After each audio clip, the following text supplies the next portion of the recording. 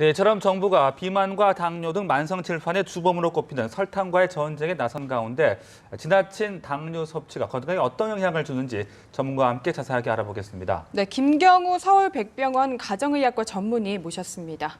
안녕하십니까? 네, 안녕하세요. 네, 저희가 방금 리포트도 함께 봤듯이 정부가 당뇨 저감 종합 계획을 발표를 했습니다.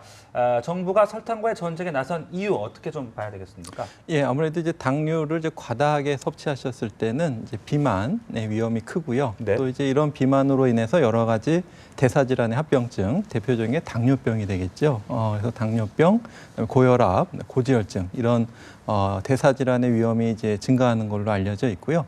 특히 이제 어린아이들 같은 경우에 단 걸 더 많이 좋아하는데요. 특히 어린이들이 이제 이런 그 과한 당에 노출됐을 때, 어린이들이 당을 많이 먹었을 때 이런 입맛이 또 어른까지 또 길들여질 수 있고 또 소화비만은 또 성인 비만까지 이어져서 더 큰 문제가 될 수 있다고 할 수 있겠습니다. 네.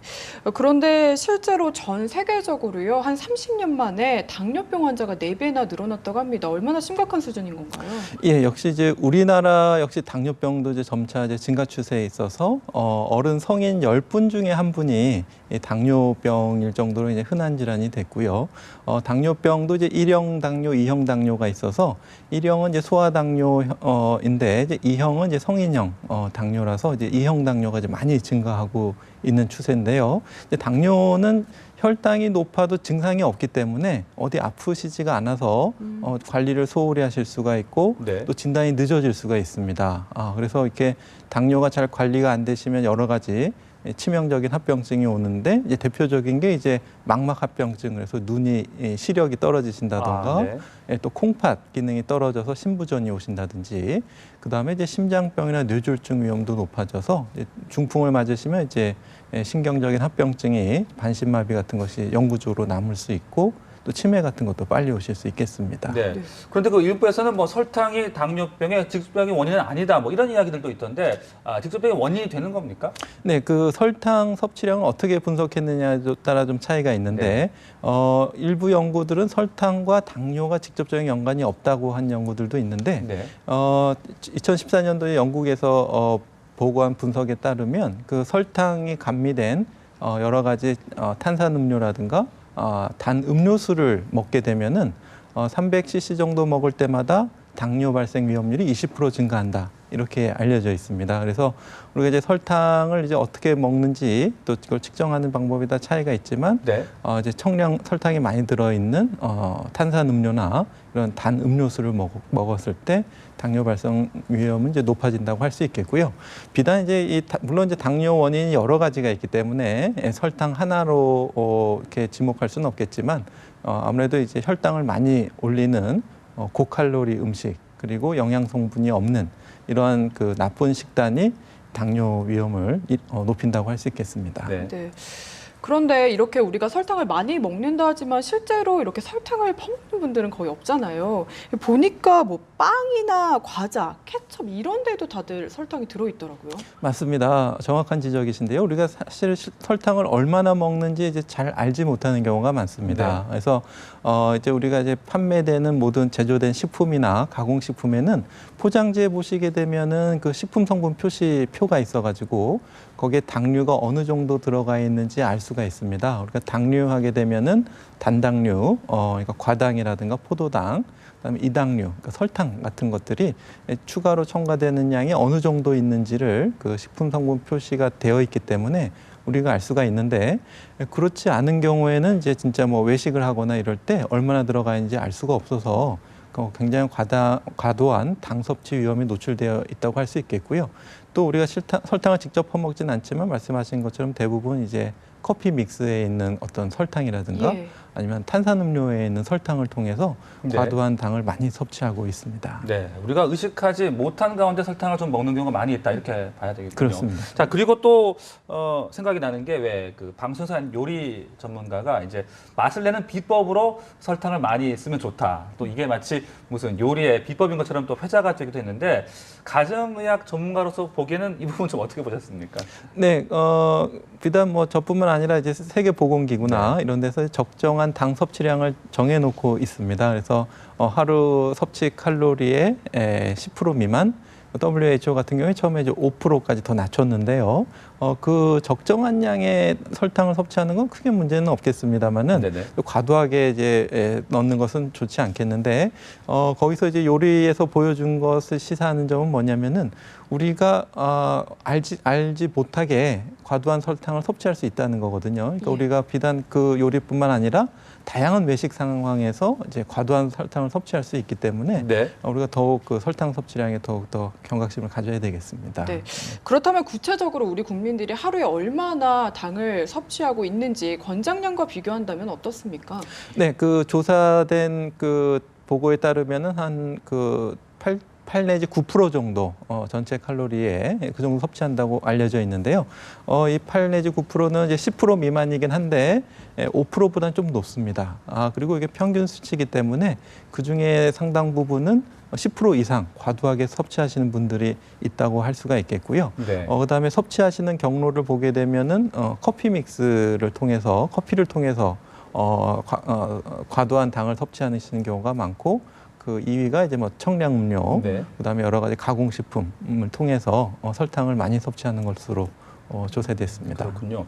그 반면에 우리가 보통 좀 피곤할 때 뭐 당 떨어진다 이런 말을 하곤 하는데 당이 좀 섭취가 적어도 문제가 있을 수 있는 겁니까?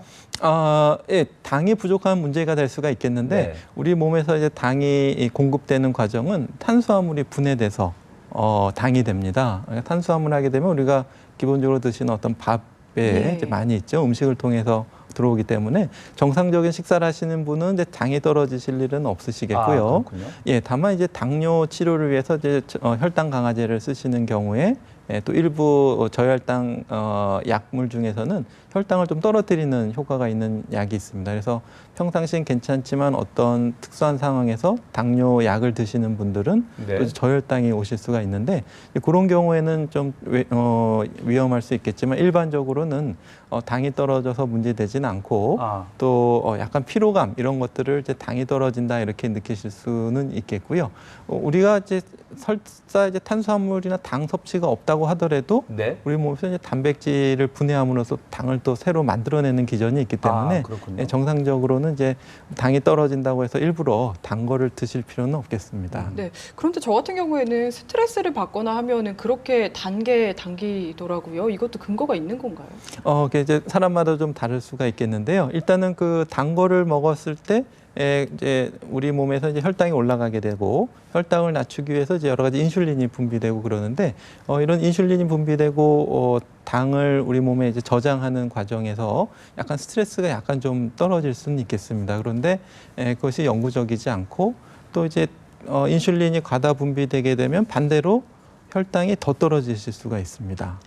그래서 그 잠깐 혈당이 올라가면서 인슐린이 따라서 분비됐다가 그 과도 분비된 인슐린이 결국 또 혈당을 더 떨어뜨리기 때문에 조금만 지나면 더 좀 허기를 느끼는 그런 경우가 올 수가 있어서 이제 스트레스를 이제 단 걸로 이제 해소하시는 것은 다른 걸로 별로 풀어야겠네요. 좋지 않겠습니다. 네, 그래서 정부가 지금 당뇨 저감 종합 계획을 발표를 했는데요. 내용부터 짚어주시죠.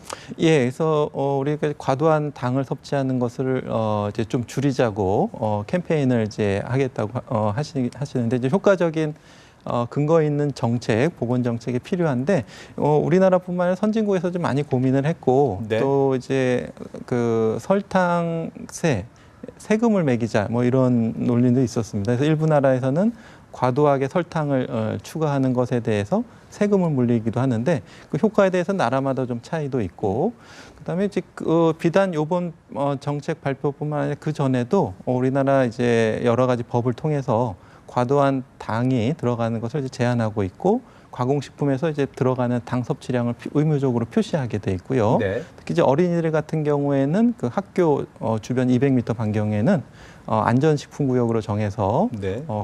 이제 고열량 저영양식, 그러니까 좋지 않은 불량식품 같은 것들 팔지 못하게 이렇게 지정해 놓고 있어서 또 이제 TV 광고도 역시 이제 고열량 저영양식품 광고를 또 제한하고 있습니다. 네. 그래서 이러한 그 뭐 우리가 이제 단 거를 좋아하신다고 해도 또 어린이들의 건강을 위해서 또 이제 본인의 건강을 위해서는 좀 필요할 때는 또 적절한 제재나 또 규제가 또 좀 필요할 수 있어서 약간의 그런 불편함은 감수하는 것이 어떻게 보면 더 큰 네. 이득을 얻을 수도 있겠습니다. 네. 그런데 사실 그 영양 표시 같은 거 이렇게 적혀 있어서 잘 안 보게 네. 되거든요. 네. 이게 영양 표시를 좀 늘리면 실제 좀 당을 줄일 수 있는 효과가 있을지 어떻게 보십니까? 예, 그래서 이제 그 어느 정도 이렇게 개인의 선택과 이런 걸 이제 조절하느냐에 따라 네. 다른데 맞습니다. 이제 영양 표시가 있는데 그걸 이제 잘 보는 습관을 하시면 이제 내가 이제 예를 들어서 하루에 섭취량이 30g이라고 한다면은 선택해서 조절할 수가 있는데 이제 그렇지 못한 분들이 이제 대부분이고 네. 그러기 위해서 이제 과도하게 당이 들어가는 제품에 뭐 세금을 매겨서 그 식품을 만드는 회사가 자율적으로 당 섭취를 좀 당을 넣는 것을 줄이도록 이렇게 유도할 수도 있겠는데요. 일단은 이제 이번 캠페인을 통해서 이런 그 식품 성분 표시를 잘 보는 캠페인을 해서 거기엔 당뿐만 아니라 이제 나트륨, 네. 그다음에 트랜스 지방 같은 것도 있고 칼로리도 적혀 있기 네. 때문에 예. 그것을 보고 이제 소비자들이 현명하게 음. 판단하시는 것이 필요하겠습니다. 네. 그리고 또 하나의 방법으로 거론되는 게 대체 감미료들이 아닐까 싶은데 구체적으로 어떤 것들이 있나요? 네, 그 아스파탐이라고 또 이제 여러 합성 물질, 또 사카린 이런 예. 것들이 이제 단맛을 많이 내는 물질로 많이 알려져 있고 합성 물질인데 이것에 또 유해성 논란이 이제 그동안 많이 예. 있어 왔는데요. 이제 네. 최근까지 나온 결론은 그렇게 많이 많이 섭취하지 않으면 안전하다라는 거거든요. 그래서 칼로리는 많이 높이지 않으면서 이제 단맛을 낼 수 있는 효과가 있어서 크게 유해하지 않은 선에서는 좀 고려하실 수는 있겠는데요. 무엇보다도 이제 단맛을 찾으시는 것보다는 조금 이제 달지 네. 않고 이제 재료 천연의 맛을 느끼는 그런 것으로 바꾸시는 것이 또 도움이 되겠습니다. 네, 네. 알겠습니다. 지금까지 김경우 서울백병원 가정의학과 교수와 함께 말씀 나눴습니다. 고맙습니다. 잘 들었습니다. 감사합니다.